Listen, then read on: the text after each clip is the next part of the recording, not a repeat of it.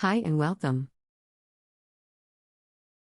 If you are watching this video, this means you have made it successfully past your setup process. In week 1, intro orientation and understanding how you will be moving forward as a broker agent. Or if you are here to gain more knowledge and enjoy the intro, you can move forward with this course by purchasing the full course. And to help you in your journey as a broker, we have an ebook available that is an extension of this course and give you more resources on how to be a licensed broker, obtaining license, and so much more. To purchase the full course and ebook, please go to radiobrokerinc.com to buy now. In week 1, we covered setting up accounts, registering in your systems, and getting a better understanding of broker agents. In this video, we will pick up from week 1 orientation and start with more of what a freight broker does and how they do it, important things to know, steps in building your book of business, a video walkthrough of contacting shippers, businesses, and how to find business opportunities.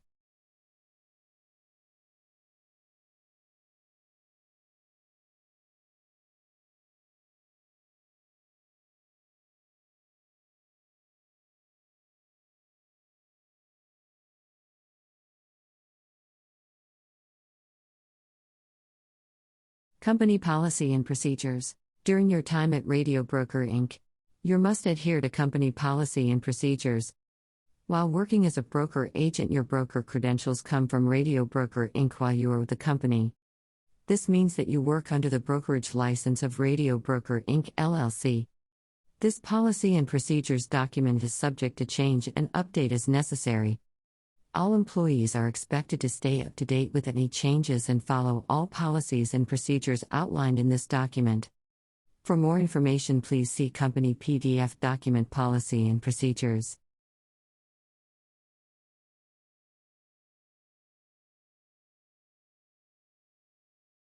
A freight broker acts as an intermediary between shippers, individuals or companies who need to transport goods, and carriers, truckers, shipping companies, or other transportation providers. Knowing the definition helps you understand the specific responsibilities and functions of a freight broker. In simple terms, a freight broker acts as a middleman between shippers, people or companies who need to move goods, and carriers, trucking companies or independent drivers who transport goods. The broker helps match shippers with carriers who can transport their goods and negotiates rates and other terms on behalf of X, Y, or Z business. It's also important to understand the regulations and requirements around transporting these different types of freight, including federal and state regulations, insurance requirements, and safety regulations.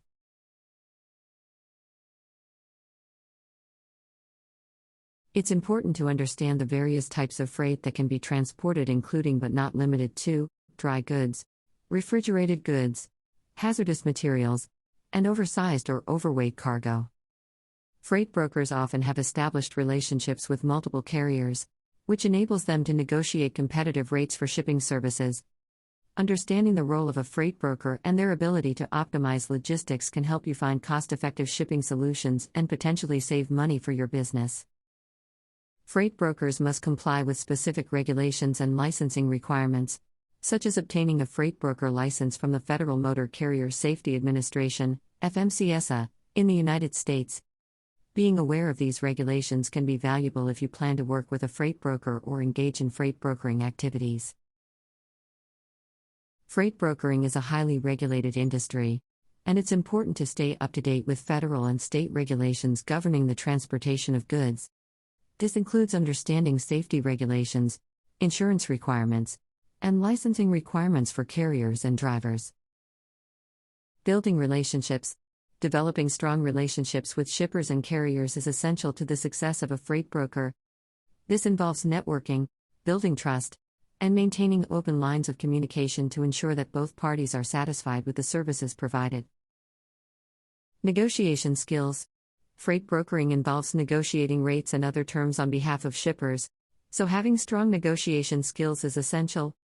This involves understanding market rates, identifying opportunities for cost savings, and knowing when to push for better rates or terms. Essential skills to effectively manage their time and leverage technology to enhance their productivity and efficiency. Time management. Freight brokering can be a fast-paced and high-pressure job, So it's important to be able to manage multiple tasks and deadlines effectively. Technology. Technology plays a critical role in modern freight brokering, and it's important to stay up to date with the latest tools and software. This includes transportation management systems, TMS, load boards, and electronic logging devices, ELD. Financial management. Freight brokering involves managing a variety of financial transactions, including billing clients, paying carriers, and managing profit margins. Providing excellent customer service is key to building a loyal client base. Freight broker agents should strive to provide timely and accurate information to their clients, be responsive to their needs, and maintain open lines of communication. Freight broker agents should stay up to date on market trends, carrier capacity, and industry regulations. This will help agents make informed decisions, negotiate better rates, and provide valuable insights to their clients. Freight broker agents should be aware of the potential risks associated with the transportation industry, including cargo damage, theft, and liability. Agents should take proactive measures to mitigate these risks, such as verifying carrier insurance and ensuring proper documentation. Lucky for you, you have the opportunity to work for a brokerage company that provide the necessary licensing and training to qualify you as a broker agent. Book of business. Referrals from existing clients and professional networks are one of the most effective ways to build a book of business. Satisfied clients are more likely to refer their friends, family, and colleagues to you, especially if they have had a positive experience with your services. Find your niche. Specializing in a particular industry or area of expertise can help differentiate and make it easier to attract clients. Networking. Networking is essential for building relationships and connecting with potential clients. Attend industry events, join professional organizations, and leverage social media to expand your network and establish yourself as a thought leader in your field. Getting your CRM. Technology can help streamline your operations and improve your client service. Use CRM software to manage your client relationships and stay organized, and use social media and email marketing to stay in touch with your clients and provide them with valuable insights and information. Building relationship. Building a book of business takes time and effort, and it's important to focus on developing long-term relationships with your clients. Take the time to understand their needs and goals, and provide them with personalized advice and guidance to help them achieve their objectives. Welcome to another one of our HubSpot tutorials. This is CJ with The Gist. We're an inbound marketing and growth agency and certified HubSpot solutions partner based in Buffalo, New York. Let's dive in. This video is designed to show you how to use the tool that HubSpot is perhaps most famous for, which is their workflows tool. This is how you do automation, right? People use automation for a variety of reasons. Most people think about automation as a way to send automated emails and follow-ups and drip campaigns as part of a larger lead nurturing effort. But the reality is that automation really has just as much value for internal lead communication, task management, contact record organization, list segmentation, and things like that. But you do it all within the same tool. So I'm going to show you how easy it is to create a workflow. So when you want to go to automation, click automation and then workflows. We are in the middle of a revolution where modern technology has made starting a business easier. Then create new workflow.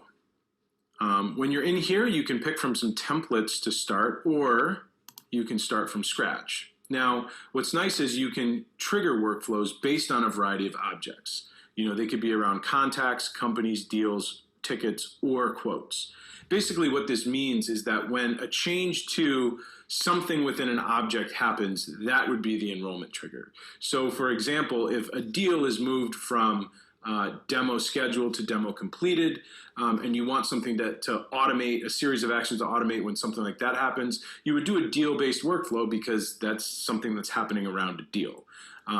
In most cases, I shouldn't say in most cases, but the vast majority of workflows definitely center around contacts, right? Because when contacts visit your website, fill out some forms, or take other actions with your business, most people use workflows that center around contacts. So for the sake of that example, we're going to have this workflow be contact-based.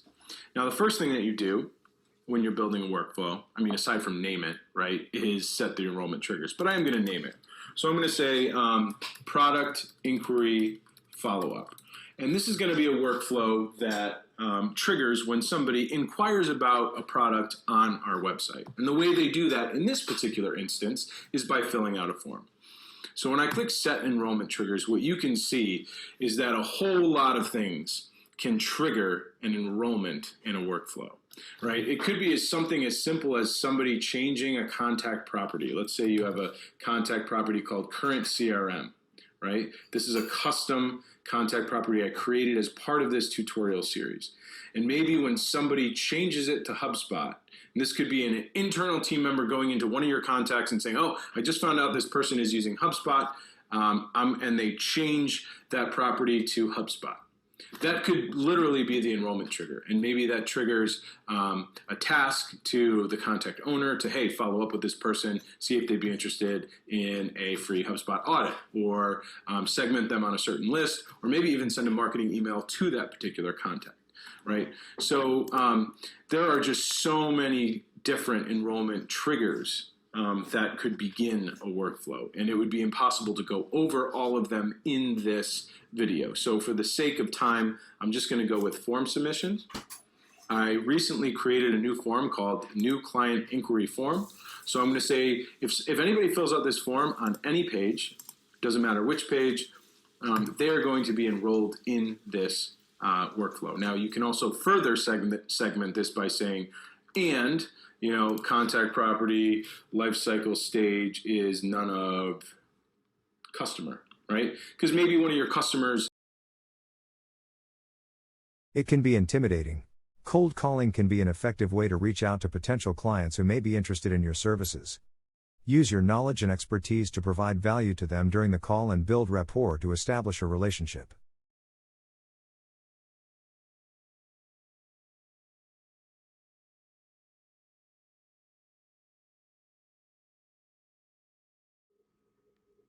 Hi, I'm Felice from HubSpot, and today I'm going to show you how to run a cold call. If you enjoy this video, don't forget to like it and subscribe to our channel.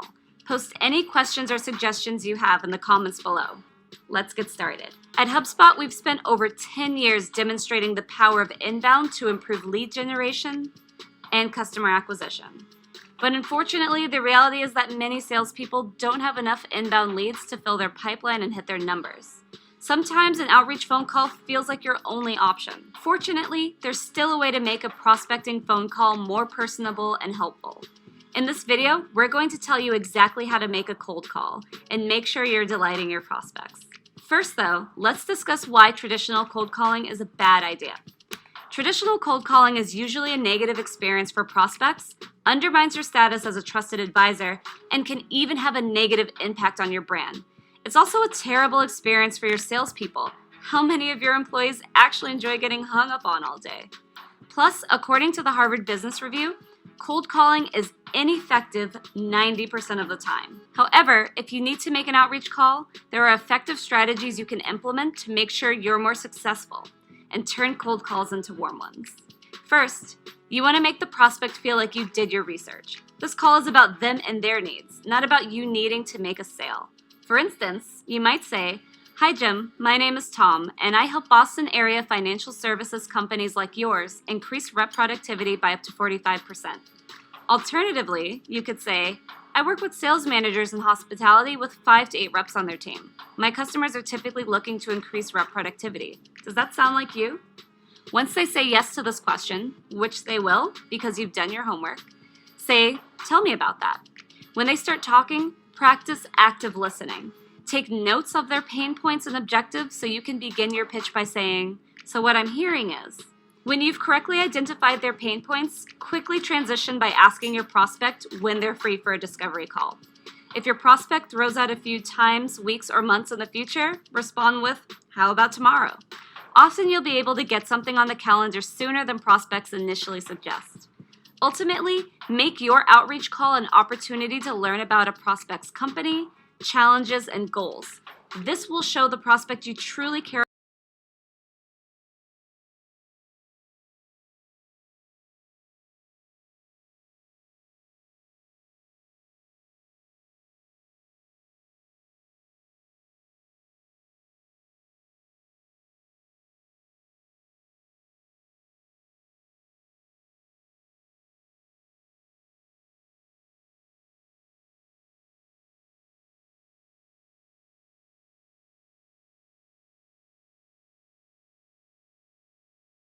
Lucky for you.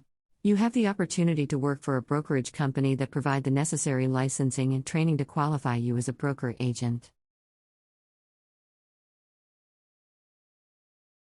This presentation is a bonus. Please note these rules and guidelines are a part of Radio Broker Inc. work from home etiquette.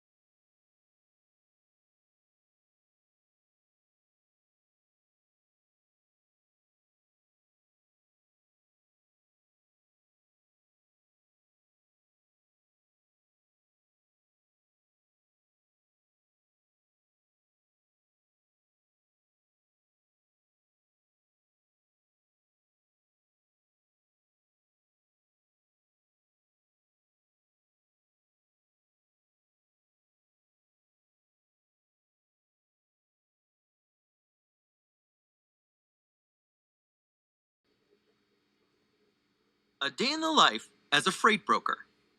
Freight brokers act as intermediaries by arranging for the transportation of cargo between shippers and motor carriers. The freight broker then receives a commission for his or her matchmaking skills. Freight brokers are also known as truck brokers, transportation brokers, property brokers, and third-party intermediaries. While actual on-the-job experience is the best teacher, it's difficult to find brokers willing to employ new agents. Formal training with qualified individuals who have actual brokering experience helps pull everything into perspective for the beginning broker. As a result of using a good mentor, the new broker not only gets a hold of the tools of the trade, but also strikes out on a note of confidence. Having said this, let's take a look at a typical day in the life of a freight broker. After the freight broker has placed many phone calls to potential customers, he or she should have perhaps 20, 30, 40 or more shippers in their database. The initial information that each broker will collect will be general in nature. What type of cargo is the shipper shipping? Where are the normal pickup and deliver points? What kind of truck is required? And so on. With a base of customers on hand, the broker will want to start asking for the order by placing phone calls to shippers early in the morning, perhaps from 7:30 a.m. to 10:30 a.m. This is when most shippers are putting the final touches on their needs. Basically, the broker is asking if the shipper is looking for any trucks on that particular day. Once the shipper has a load for which he needs a truck, the next step is to take the order from the shipper. The shipper will go into detail on what is required. Any uncertainties that the broker has should be cleared up immediately. It's imperative that the broker communicates the correct information to each truck driver or dispatcher when they start calling in. Then the broker will either work up an estimate of what rate is needed and they'll get back with the shipper, or the broker will simply ask the shipper what they want to pay. After some calculations, the freight broker will come up with an amount that they will offer to the truck. The ideal starting point is to get at least a 10% profit margin on each load. The next step is to post these loads on the internet load boards. There are numerous loading boards where loads are posted, as well as searches for trucks that may be done. After these loads have been posted, the broker will then go to his or her database of available trucks. The broker will then call each carrier to see if they have a truck available. In the meanwhile, the broker may be receiving incoming calls from individuals who are responding to the posts on the load boards. At some point, the broker is looking for the driver or dispatcher who will say, "Yes, I want the load." Sometimes the broker will not find a truck. This is not like shooting fish in a barrel. However, with experience and by earning repeat business, the broker will cover more and more loads. After the broker gets the yes from the carrier, he or she then immediately calls the shipper to tell them that the load is being booked. The broker will then fax their setup package to the carrier. While the carrier is processing the agreement and other papers, the broker will check out the carrier to make sure the carrier is properly authorized and insured. This is done either on the internet or telephone. The last item sent to the carrier is the confirmation. The carrier should immediately sign and date this document and fax it back to the broker. Once the broker has this confirmation on hand, the broker will want to call the truck driver if the driver himself hasn't called the broker. The details of the load are then given to the driver along with any instructions. The broker will also ask the driver to call in at least every morning if it is a multi-day trip. There are important requirements that each broker should be ready to implement. After the load is delivered and the carrier is reported back to the broker will want to call the shipper to let them know of the status. Lastly, with the load delivered safely and in a timely fashion, the broker is ready to do the process over and over again. While this routine may seem casual and boring at times, this is hardly the truth. Most of the time, the broker will experience smooth going. However, there will be times when problems will arise. Late deliveries, failure of the carrier to pick up a load, damaged cargo or missing pieces, long delays, to name just a few. All these exceptions need to be dealt with by the broker, even as a first-timer, including disputes